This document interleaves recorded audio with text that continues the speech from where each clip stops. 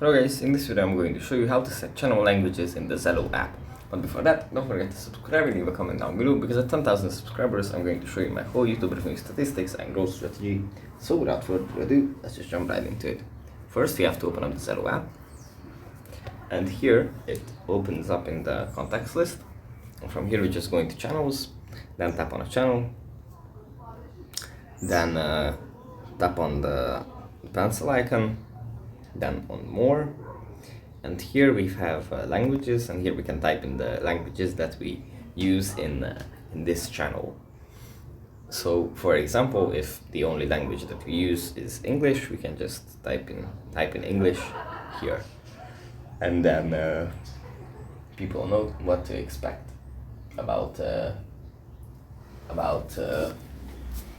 channel and the communication that it is in. So yeah, that's pretty much it for this video. Hope it was helpful for you guys, and I'll see you in the next one. Bye.